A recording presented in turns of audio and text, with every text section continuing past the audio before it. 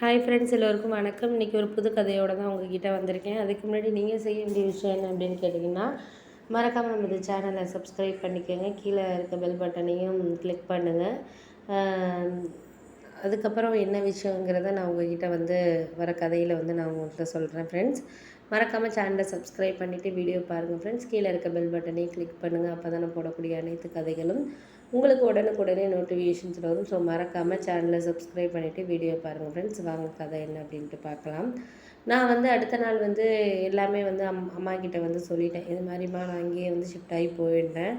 ஏன் அப்படின்னா கொஞ்சம் நம்மளுக்கு இருக்கிற இதை நம்ம இப்போயே இது பண்ணிக்கிறதுக்கு தான் பார்த்துக்கணும். ஏன்னா சில நேரத்தில் நம்மளால் எதையும் சமாளிக்கிறதுக்கான இதுங்கிறது நமக்கு இருக்காது. அதனால் முடிஞ்ச வரைக்கும் என்னால் இந்த இது நான் சமாளித்து இது பண்ணிக்கிறேம்மா அப்படிங்கிற மாதிரி சொன்னேன். அதுக்கு உடனே அம்மா சொன்னாங்க, இதெல்லாம் சரியாக வருமாம்மா எதாக இருந்தாலும் அப்படின்ட்டு என்கிட்ட அதை தான் சொன்னாங்க.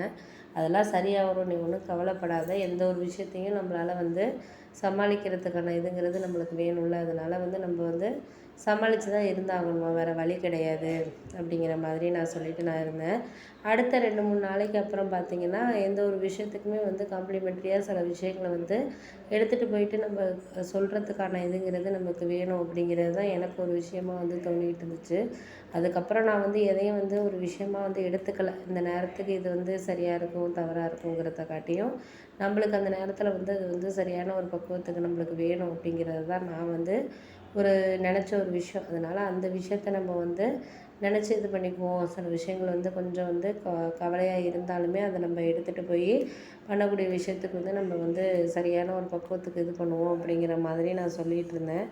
உடனே அதுக்கு எங்கள் அம்மா என்ன சொன்னாங்கன்னா, இந்த நேரத்தில் நீ இதையும் அதையும் போட்டு நீ குழப்பிட்டு இது பண்ணிகிட்டு இருக்காத.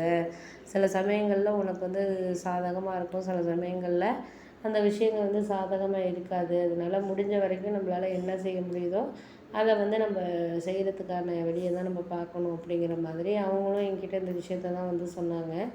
ஆனால் எதையும் சொல்லிக்கலை. நம்ம இதுக்கு அதுக்குன்னு சொல்லிட்டு நம்ம கொஞ்சம் கவலைப்பட்டாலுமே அந்த நேரத்தில் அது நம்மளுக்கு சில சமயங்களில் நம்மளுக்கு தராத ஒரு விஷயங்கள் இருக்கிறது நம்மளுக்கு சொல்கிற மாதிரியான ஒரு சில இது இருக்கும் அப்படிங்கிற மாதிரி இருந்துச்சு.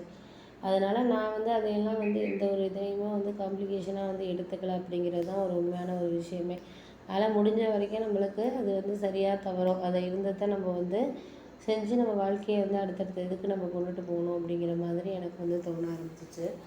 அதனால் நான் அம்மாக்கிட்டேயும் சரி மற்ற யாருக்கிட்டேயும் நம்ம இருக்கிற விஷயங்களை ஒரு ஸ்பெண்ட் பண்ணுறதுக்கான இதுங்கிறது நமக்கு இல்லை அப்படிங்கிறது மாதிரி தான் எனக்கு தோணிகிட்டு இருந்துச்சு. அதனால் முடிஞ்ச அளவுக்கு நமக்கு எந்த இதையுமே சொல்கிறதுக்கான இதை நம்ம எடுத்துக்கணும் அப்படிங்கிறத மாதிரி நான் யோசிச்சுக்கிட்டு இது பண்ணிக்கிட்டு இருந்தேன்.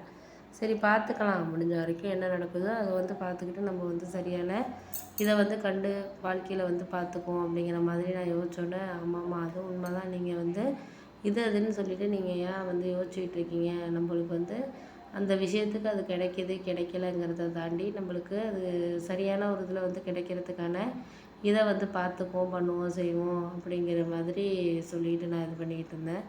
ஆனால் எதையுமே நம்மளால் ஒரு ஓவர் கம் பண்ணி போக முடியாது அப்படிங்கிற மாதிரியான ஒரு சூழ்நிலை தான். அந்த நேரத்துக்கு அது சரியான ஒரு இதில் இது பண்ணணும், செய்யணும் அப்படிங்கிறது தான் எனக்கு ஒரு விஷயமா தோணின ஒரு விஷயங்கிறதுனால முடிஞ்ச அளவுக்கு நம்ம அதை எதையும் சொல்லிட்டு ஒரு இது பண்ணிக்கிட்டு இருக்க வேண்டாம், பார்த்துக்குவோம், பார்த்துக்கிட்டு நம்ம எதாக இருந்தாலும் முடிவெடுத்துக்குவோம் அப்படிங்கிற மாதிரி நானுமே ஒரு விஷயத்த சொல்லிட்டு இது பண்ணிகிட்டு இருந்தேன்.